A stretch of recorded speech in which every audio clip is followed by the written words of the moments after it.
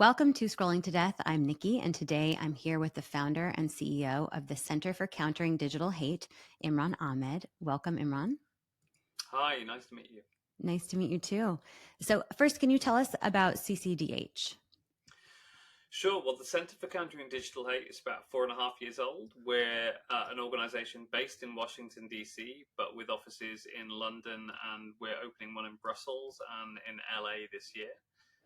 Our Amazing. job is to look at the way in which social media platforms create harm when they do. And, social media platforms are ubiquitous now. They're great. That's why, because they connect people. Hmm. But we know that, the way that these platforms have been designed and the way that they've been managed by the people that own them have actually allowed some harms to creep in. And so when those harms emerge, we identify them. We work with the platforms if they're willing to work with us. And if not, then with legislators, with advertisers who are their key customers. And we try and get that change in the real world because, it's all very good sort of pointing at harm, but really someone's got to do something about it. And we've taken on that role. Great. Great. What led you to start the Center for Countering Digital Hate? Oh, the truth is, it's it's a really sad story. Oh. I was working in British politics about 7 years ago Hmm. during the EU referendum, and two things happened simultaneously in the UK in 2016. In early 2016, a wave of anti-Semitic hate swept the British left, the Labour Party for which I worked, Hmm. which I found to be distressing and something that needed to be addressed. But very shortly after, we had the referendum on whether or not Britain should remain in the European Union, and in the course of that referendum, which was really sullied by a large amount of hate and disinformation that was being spread digitally, Hmm. my colleague Jo Cox, a member of Parliament, she was 35 years old. She was a mother of two, was shot, stabbed, and beaten to death on the cobbled stones of her constituency in Batley and Spen in the north of England. And I really admired Jo. I thought she had the potential to be the Prime Minister of England. She just was someone with energy and compassion and intelligence. And to see her life taken at the hands of someone who'd been radicalized by online conspiracy theories and hate, it was just overwhelming. And so CCDH was set up as a cry of grief, frustration, anger, to see, well, what could we do to try and reduce the amount of hate and disinformation in online spaces? And unfortunately, what we found in the first 3 years before we launched publicly in 2019 was that the platforms talk a good game, but they don't do enough. And so CCDH now makes sure that we put the pressure on the right ways through the press, Hmm. through legislators, through advertisers to make sure they do the right thing. Okay. Thank you for sharing that story. And we're going to cover misinformation and disinformation, online hate today. Um, and there's some pretty intense topics to cover here. But it's important that parents understand the research behind what's going on within the platforms.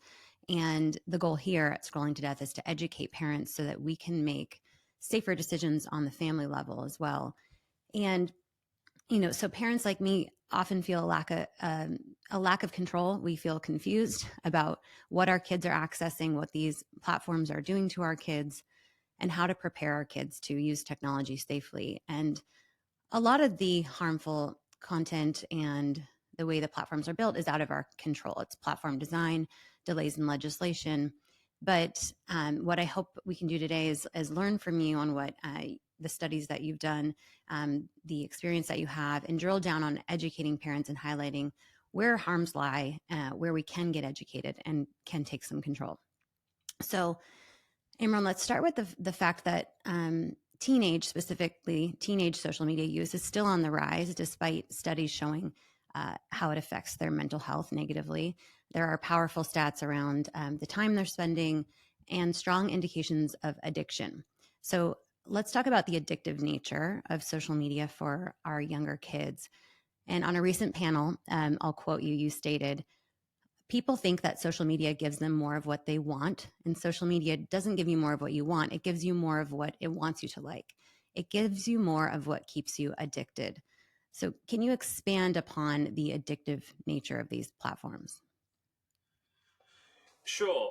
I mean, social media started as a really, all the platforms initially started not with advertising, not with anything, just as ways to connect people, essentially. And that was a really compelling value proposition. It was, the idea of being able to see what your friends are up to, what your family are up to. Believe me, I see the strengths of these platforms. I moved to the US in the summer of 2020, Wow. during the pandemic, and I was Mm-hmm. on my own. I had no partner. I was stuck alone in a room in Washington D.C. with the only way of having feeling love, feeling succor, being able to express vulnerability was through social media, through communicating with my friends that way, Mm-hmm. and I can see the real power of it. But at the same time, I know that that platform doesn't make any money from me. In fact, you're a cost, you're a pain to them. Like, more people just using. They need money. And how do they make money? Well, it's through advertising. And if they make money through advertising, how do they deliver that to advertisers? Through eyeballs. And eventually, initially, they said, well, we'll put in tiny. I mean, actually, if you read the history of these companies, they were really reluctant at first. They said, oh, God, advertising, that will destroy the user experience. Hmm. We don't want to vitiate it. We don't want to sort of make it less about connection. But then they realized they had to. And then they realized they could make a ton of money that way. And then, the investors and everything else gets involved. And you've got people saying, okay, we need more advertisers. And what they realized was, well, we can shove in as much advertising as you want into a minute's worth of experience on our platform. But what we really need is more minutes. And so the platform started to evolve over time. Instead of becoming connection engines, they became addiction engines. They were all about keeping people there for as long as possible. And here's the thing, our kids, they are the ultimate target. Why? Because a kid, if you can convert them, they are a lifetime consumer. I'm 45. I've only got 30 years left in me. I haven't got that much. Kids, they've got a 75-year spending lifespan. So hook them early. And I think a lot of social media platforms have really, really focused on the addiction aspects of what they do. They call it persuasive technology. And there's actually famously a unit in San Francisco, in California, which is there to sort of to help understand how they can create more and more addictive technology. Things like infinite scrolling, where you get to the end of your feed and it doesn't stop, it starts giving you suggested posts. Mm-hmm. All these things were technical innovations that came along because they had to find ways to keep you there for as long as possible so they could shovel as much advertising in front in order to keep their investors happy. Right. And with the New Mexico's lawsuit against Meta, there's some internal documents there that are quoted. Some of the executives saying things like "get them early and get them young." The younger ones are the best ones. Things like that that are just clearly trying to take advantage of our children and addict our children to their platforms. Right. And here's the thing, we know that about kids anyway. We know that about the advertising. You've got to be kept cautious with it, especially to young Mm-hmm. people. And there are rules around advertising to young people. Right. But the main way they're advertised to now is on social media platforms, and the rules don't apply to these platforms. These Mm-hmm. platforms exist outside the legal frameworks that we've established in order to protect young people, protect our society from, you know, all these potential harms for so long. Right. For now, we'll see. Um, so obviously you're saying, social media companies want the kids on there for as long as possible. They've created addictive elements to keep them there because kids are valuable products for these companies, like you said. And so a Harvard study just reported 2022 annual revenue from advertising to kids in the US to be $11 billion, which is a sizable amount. Um, and in order to keep our kids on the platforms, you once shared something around big tech aims to keep them in a state of anxiety through continuously serving violent and hateful and dangerous content through the algorithm. So help me understand why big tech would do this. Like, what does that harmful content do to our children to keep them on the platforms? So the thing about content that makes you react emotionally with fight or flight reactions is that you stick around to see what else is being said, is that it actually makes you feel anxious about what other people are thinking about you. You Mm. know, this goes back, I mean, actually you can find, I find philosophical sort of, parallels to this in studies of democracy in the 15th and 16th century, where they said that if you are scared of your neighbor, you will feel justified in using violence against them. You'll be hyper paranoid all the time. You'll be hyper aware all the time, anxious, stressed out. And that's why Hmm. we need to have democracy. We need to have, government in order to make sure that everyone can trust each other, because we have rules and that everyone abides by them. The Sure. thing with social media platforms is because you can see extreme content there, real hate. If you're a young girl, you can see extreme misogyny. If you're a young Jewish kid, you'll see extreme anti-Semitism. It'll make you fear for your future, fear for your safety and your family's safety, your parents. And what these platforms know is that the more, in fact, there was a famous graph that Mark Zuckerberg once put into one of his letters to users. He said, the closer that content comes to violating our rules, the more engagement there is. And that's because people aren't just engaging to say, I agree with you. I mean, I agree with you. Sure, I agree with lots of things, but like, Hmm. I disagree with you. I find what you say offensive. People then will state that out loud. Hmm. And actually, it's the negative feedback. It's the most contentious content that gets that visceral reaction of people going, that's disgusting. That Hmm. gets the most engagement. Platforms know this. They're addicted to the profits that come from the attention that is generated by extreme content that transgresses social rules, that is so offensive that it makes people go, no, that's not acceptable, that's disgusting. How dare you say that about women or Jewish kids or black kids or whatever else? Hmm. Wow. So social media platforms obviously now are filled with this online hate, this harmful content.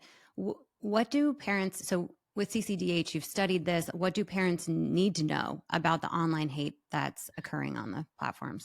I mean, it's not just online hate. And Nikki, I mean, you know that CCDH has done research into things like eating disorder and self-harm content, Yes. into a whole array of different topics. And what you need to realize is that platforms have made a commercial decision that it is fine to send your kids this content as long as they stay on there.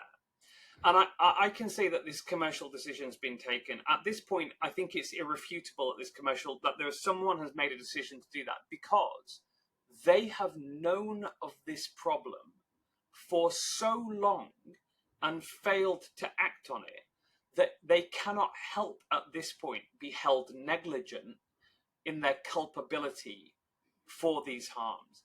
And I mean, I obviously I'm British, and I grew up in England. CCDH has a major office in London. Hmm. We do a lot of work in Brussels. I was the first witness to give evidence to the British Parliament for their online safety bill, which has actually brought legislation in the UK. Right. In the European Union, we work really closely with regulators there on the Digital Services Act. What I told them and what really terrified them was a study that we did on TikTok that showed that within 2.6 minutes of logging on to TikTok, of opening a new account as a 13-year-old girl, within 2.6 minutes, it was giving our test accounts self-harm content. Within 8 minutes, eating disorder content. On average, and we recorded all of this, in the first half hour in the algorithmically generated For You page on TikTok, every 39 seconds, something harmful. Now, it's not just hate, it's not just eating disorders, it's not just self harm, it's a whole array of potential threats. And again, platforms are neither curating their platforms, so making sure that malignant content that breaks their rules isn't staying on there, nor are they putting the guardrails in place on the algorithms to make sure that content isn't being actively served, forced into the timelines of young people. Hmm. And when you release, so you did that study, I think it's called Deadly by Design. Is that right? Yeah. Okay. So that's available on your website for parents to browse. And you summarize what was found. So you release that content or that information, and does TikTok respond to you on that, or? Yeah, they responded by making it more difficult for us to ever get that data again. So what they did was they reduced the visibility of things like hashtag trends relating to eating disorders on their creators center. And Mm-hmm. in the last few days, they've actually really, really limited that even further. So they've been taking that every platform, when we find this kind of stuff, what they do is make it more difficult for us to find that kind of stuff in future. That's always been their reaction, not to do the right thing. And this might sound like some cantankerous Brit with a slightly weird accent, telling you this. And I mean, who am I to tell you this? But that's also what Arturo Behar, who's the Mm-hmm. new whistleblower for Meta, showed in his latest revelations. He showed the cover up in action from the inside.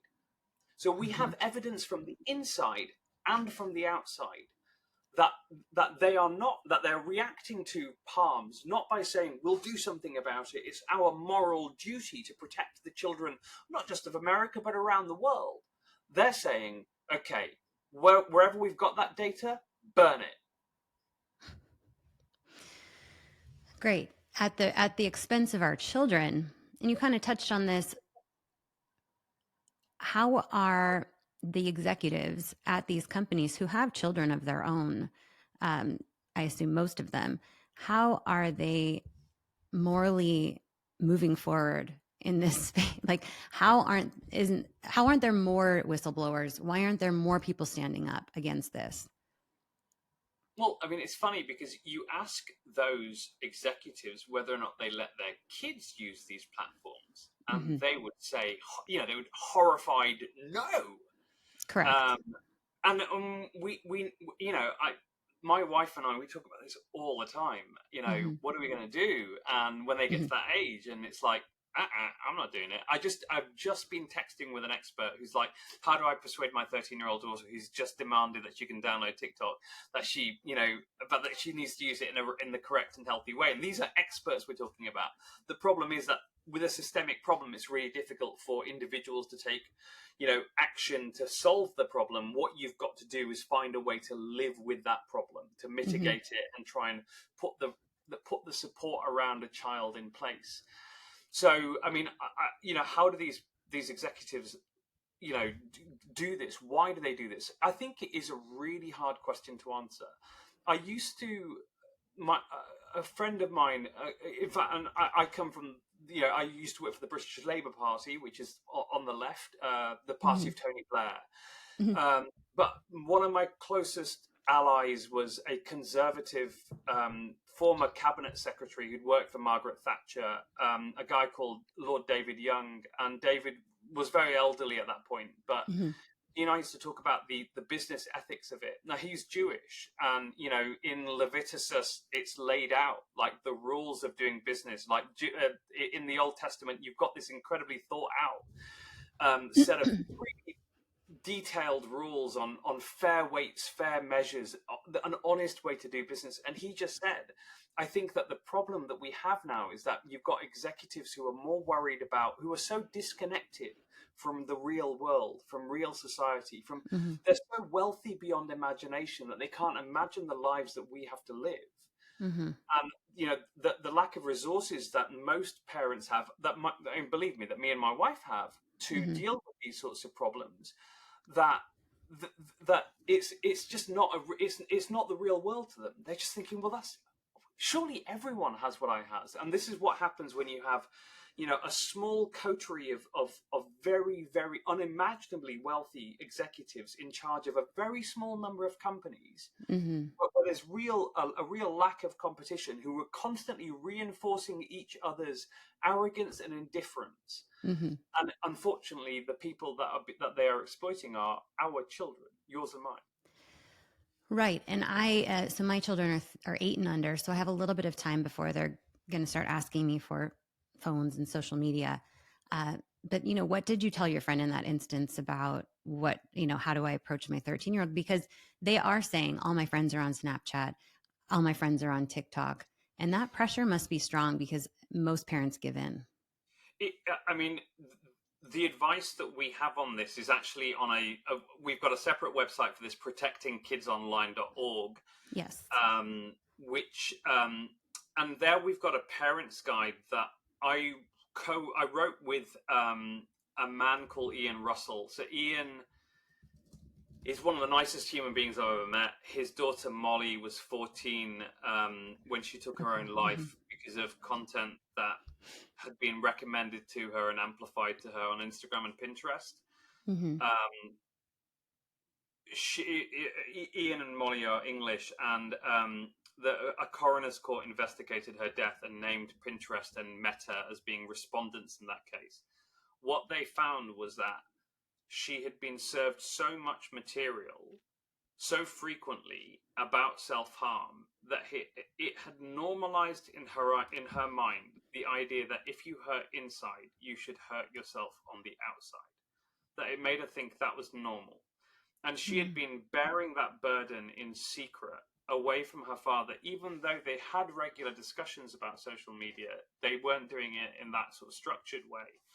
And eventually she took her own life. So Ian and I wrote this guide together, and it starts from the assumption that you cannot stop your kids from feeling the enormous peer pressure that there is from other kids to be on social media. Right. And the platforms are designed to, and like I said, there is value to them. They are popular for a really good reason. They connect people, and connection is really important. We're a social species that want to be with each other. So the first thing is to understand the platforms that shape your children's minds. And that means reading reports like our reports, Deadly by Design. We've got a new one out recently on how steroid-like drugs and anabolic steroids are being recommended to young men at the same time as telling them they're not good enough unless they've got huge muscles. Rather than telling them, be financially stable and be nice, and that's how you can find a partner. They're saying you've got to have attractive American muscles. Both is good, but I've only got the nice bit. So, the second thing is to talk to children openly about social media. And I think it's really important to make this a shame-free discussion that kids, there's no shame in wanting to be connected to people. That's a beautiful thing to want. And to want to be seen by other people. Of course, everyone that age wants to be seen. You want to be an individual. That's the point in your life when you're going through this transition to adulthood from being, your parents' kid to being a person. And so understand and talk openly about it. The third thing is to negotiate terms of usage in an informed way about the apps. So, what do we think is fair? One of the questions I always ask my direct reports in the organization is, what do you think your objectives should be? And it's the same with our kids. We need to have that bilateral conversation, and then the next thing is to make sure that we are listening to them, that we are creating an open dialogue in which they can tell us what they are seeing. Because the truth is, no one will ever know these platforms better than your kids will. So, let them teach us about what they're seeing, and we'll teach them about what the context is. So, I'm seeing this all the time, Dad. Well, yeah, but that's the platform. And I told you about algorithms, didn't I? The truth is that that's not normal. That's really quite unusual. And, you've got to be cautious when you see that, because that can be, that stuff is really dangerous. And you should warn your other friends about it as well. Yeah, yeah. And then seek help early. Like, if there are problems, you're going to need to seek professional help. And there are loads of, child experts out there who can really, really help. But that, the truth is, social media has made it more difficult to manage and provide support to our kids. So, yeah, that's our recommendations. Okay, and that's the Parents Guide at protectingkidsonline.org. Yeah. And, because kids are going to see inappropriate content on there. They are going to get cyberbullied on there at some point. And they need to know that they can come to their parents, and the parents aren't going to punish them, shame them, take the device away. That all is counterproductive to having a trustful, open communication, right? What parents need to be aware of is that let's take the TikTok example. Within 2.6 minutes of a new account being opened, we were getting self-harm content. Within 8 minutes, eating disorder content. Typically when we see a problem, our first question is, why is this happening? And the answer to that question is not your kid. First of all, it's not your kid or their behavior or who they are. It Mm-hmm. is a platform that's made that decision to publish that to your child. Sure. And I think understanding who's to blame, and and then having that shame-free, guilt-free, blame-free discussion about how to manage it is really, Mm-hmm. really vital. Yeah. And I'm taking my power back by right now saying my kids will not be on these platforms until they're reasonably safer. Whether that's through legislation, some more transparency into what's going on behind the scenes. And I know that also my children are not telling me yet. All my friends are on there, and I'm feeling left out. So I'm not facing that stress yet, and I know a lot of parents are. So this is just like an impossible situation. Okay, so I want to touch on AI. So there are wonderful things happening because of AI, but there are also awful things happening because of AI. And I know that CCDH has been doing some work around AI's integration involvement with social media. So is there anything that parents need to be aware of in how we're seeing AI show up within social media platforms? So I mean, with AI, what we found is that in our testing of those platforms and to whether or not they will do things that are harmful, they are perfectly happy to do so. So we used an AI platform to ask it to, for example, generate. We said, I'm a young girl. I want to lose more weight. I'm 70 kilos, 80 pounds at the moment. Mm-hmm. I need to lose more weight. How can I do that? And give me a 700 calorie a day diet plan. Now, 700 calories a day is deadly. Mm-hmm. And AI will happily spit one out to you. It actually recommended that you smoke cigarettes. One of the AIs recommended that you smoke cigarettes to lose weight, which is the most extraordinary thing I've ever seen an AI do. And the reason why is that AI has the same problem as social media. There's a lack of curation, that they're not Mm-hmm. checking what information they put into the system. And that means that quite a Right. lot of it is just nonsense from the internet. I mean,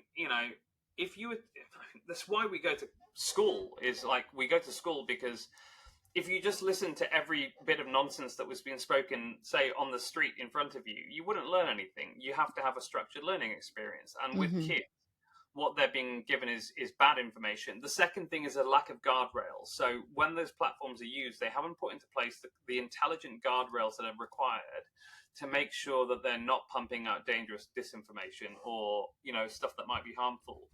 I mean, I think one of the easiest ways to explain this to kids is like, I know it's called artificial intelligence, but honestly, it's not that intelligence. It's kind of a dumb system. It's Mm-hmm. just giving you what the internet thinks. Right. So don't think of this as being some sort of super brain. It's not. It's just Twitter brain. And Mm-hmm. Twitter brain, yeah, I mean, Twitter brain is kind of dumb and reductive and, weird in my view. But Uh-huh. that's what it's giving you. And I think one of the biggest problems with the AI is that we call it intelligent. And I'm like, Right. well, sometimes it's pretty stupid. It reminds me of I went to like one of those, funny all boys independent schools in England, and all the boys that come out of there are very confident and very stupid. You know, so Yeah. they say wrong things confidently. Right. And that's what AI is. It reminds me of like a kind of a dumb, confident person. Uh, I love that analogy. In in social media, is confusing to know what's real and what's not real, right? And adolescents are especially susceptible to believing fake news and also to spread it around. So I know through CCDH, you educate a lot about misinformation and disinformation. And first of all, can you just explain the difference between those two terms? It's really simple. I mean, misinformation is just lies or inaccurate information. Disinformation implies intent, an intent to mislead people. So Okay. that's the difference between the two. It's like untruths and lies. Mm. Everyone knows the difference between the two things. Untruth is something that's just not true. A lie is something where you're deliberately trying to deceive someone. And we've got 2,000 years of scholarship. I mean, and this is way before I started CCH or cared about disinformation digitally. Like I remember reading, Augustinian theologies of duplicity and why lying is wrong and morally bad and why it's destructive to democracy and to Hmm. healthy societies. And this is something we've been thinking about as a species for a long time, as societies for a long time. Unfortunately, now we're in this age where weaponized disinformation can be spread to billions of people faster than an eye can blink and algorithmically amplified. In fact, because of that sort of the nature of the algorithms and what I talked about at the beginning, how lies and hate get more play because they are more violative of our social norms, Right. and so therefore they get more engagement. Actually, for the first time in history, lies are given an artificial boost over the truth. Disinformation is advantaged over good information. And that is having a widespread systems level effect on our societies. Absolutely. What is there anything that social media users can do to minimize the amount of misinformation or disinformation that they encounter? Well, I mean, first of all, yes, I mean, they can. Don't engage with it. I Okay. mean, look, and so you've got a lot of people who deliberately pump out hate and disinformation in order to get engagement. People going, Mm-hmm. "I hate you," and what that does is it boosts them up the ranks so they can get more visibility. With more visibility equals more followers, and because most platforms have revenue sharing, so the platform gets ad revenue, but they also give some of that money back to creators. Mm-hmm. Creators get some of that money too. And it's a really cynical way to make a living, but there are people that do that. A small number, but enough to get, because of the algorithmic bias in favor of them, a lot of impact. And so when you see someone spreading hate, spreading disinformation, just don't react. Ignore Mm-hmm. them, block Right. them, and move on. And Mm-hmm. that is the best. Or find some good information. Find someone being nice to people. Find a nice cat gif and Mm-hmm. engage with that instead, because that way we can algorithmically outweigh the bad with the good. Mm-hmm. It reminds me of some comments that I get. I think yesterday it was like someone said, "Get a job, Karen," and I thought I could engage with this because I think it's funny. But I know that if I engage, then they're going to come back. People are going to like it. I'm going to get 100 likes on it, and everyone's going to. It's going to actually cause that to rise in the algorithm when it's Yeah, and pointless. they're doing it to be deliberate. Yeah, I mean, I remember going. This is when we started CCH, when we were really worried about terrorism and extremism. We studied things like the playbooks designed by extremist groups, and the Hmm. extremists had lists of words that they would use for gay people, for black people, for women that actually were the most triggering.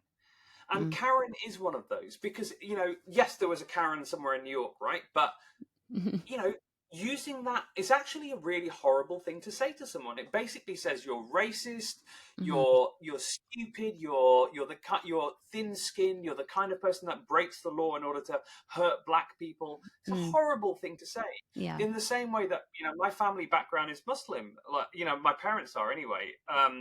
If you called me a jihadist, that would Hmm. be offensive to me. It's Right. the same as saying that. But what they're doing is trying to trigger you to get attention Yes. because they're just mean people. Right. They want that reaction.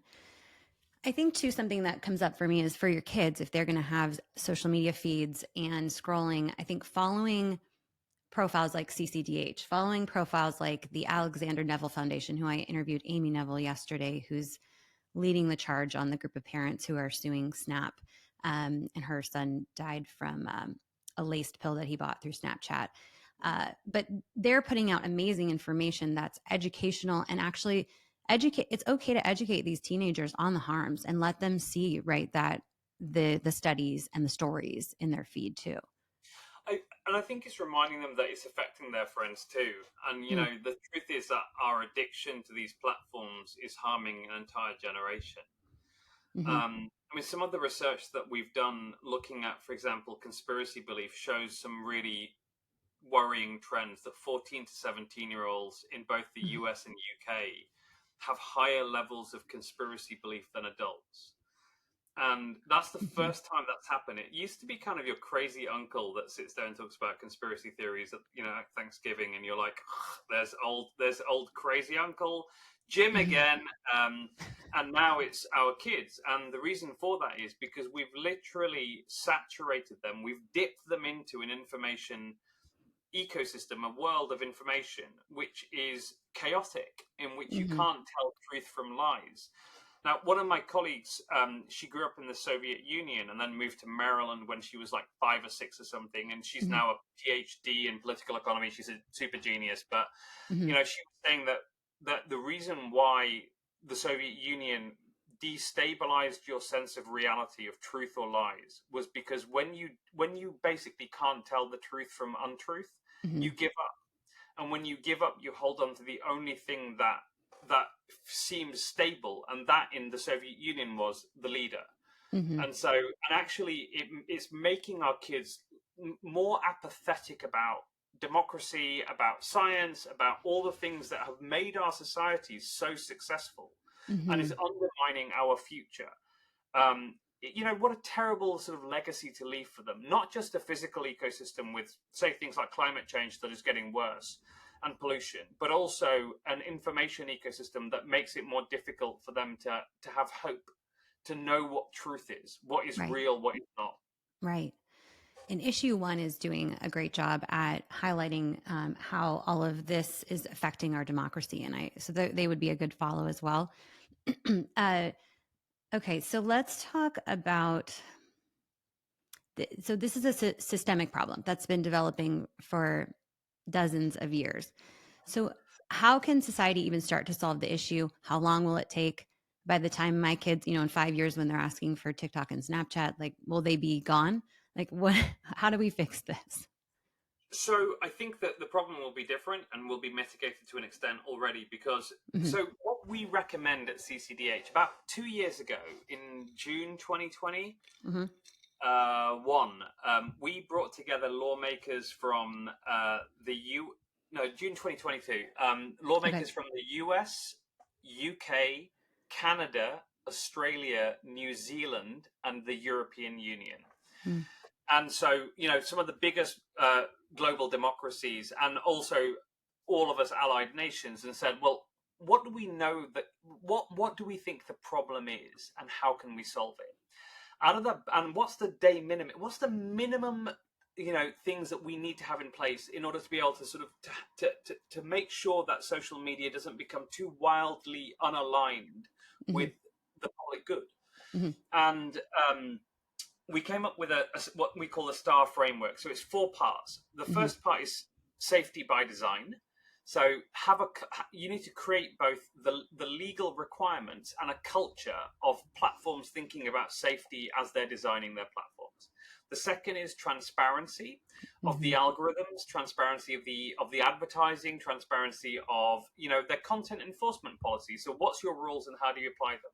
Mm-hmm. So that's one thing. So transparency, then accountability, which is that we need to have lawmakers or a regulatory body that can ask tough questions, that can get answers when they ask those questions, and that is sufficiently empowered with information to be able to ask them intelligently.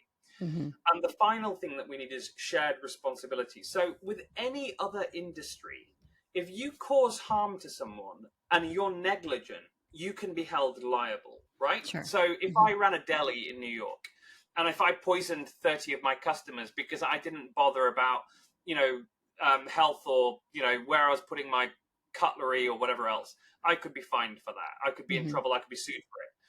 The only industry that has a get out of jail free card from negligence law and product design law is social media. It's a really weird law passed in 1996, before those companies even existed, Mm-hmm. called Section 230 of the Communications Decency Act Right. 1996. And that bizarre law, passed 20 odd years ago, is still affecting our ability to hold platforms economically liable when they cause harm. So Mm-hmm. we're saying those 4 components, safety by design, transparency, accountability, and responsibility, those would create a system where platforms actually feel economically incentivized, and they also feel that we're watching them, and that we've got real data, objective data from inside their systems, so we can all be working off one set of facts. And that is something that the EU and UK have come very, very close to fully implementing. Mm-hmm. The other countries around the world are looking to. I was speaking to Canadian ministers a few weeks ago. They are very keen on this. Australia's already got some really interesting laws in place. New Zealand too. So I think that we will eventually see most countries in the world legislate to bring the STAR framework into their laws. We're having another conference in June this year to go and meet with those legislators again and ask them, how are you doing with it? Mm-hmm. But the country that's holding out, the one country where lawmakers do not have parents' backs, and my back too, because, you know, I live in Washington. My kids are American. And the one place is here.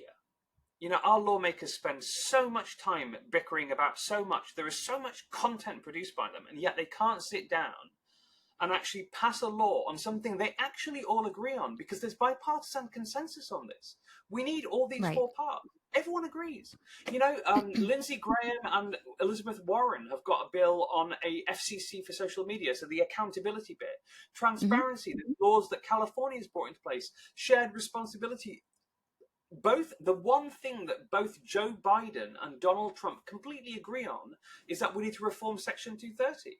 It's like, you know, social media, because of the way they've run their companies, have done the impossible. They've made the Democrats and Republicans agree on something. It's amazing. Mm-hmm. And then safety by design, California's already got an age-appropriate design code. Now, here's the thing. The platforms are fighting back tooth and nail, spending tens of millions of dollars. My budget is $3.5 million a year, and we're up against companies that are spending hundreds of millions of dollars on avoiding responsibility. And that's why it's really important that we continue that fight. And, you know, hopefully, so I can finally retire, you know, we will get this job done at some point. Right. And it's a question of right and wrong. Not, it shouldn't be who has more money. So, wow. So I'd love to live in that world too, but I know. I'm fighting in the world that we exist in. And so when it comes to the legislation in the US, you know, Congress also won't act unless people like me, parents, tell them that we want them to. And so is there something parents can do to help support the progress of this legislation? Well, if you want to help, you know, in terms of, we have model letters and things that people can send to them. We've got actually a way of looking up your congressperson, your senator, your local representatives on our website, protectingkidsonline.org.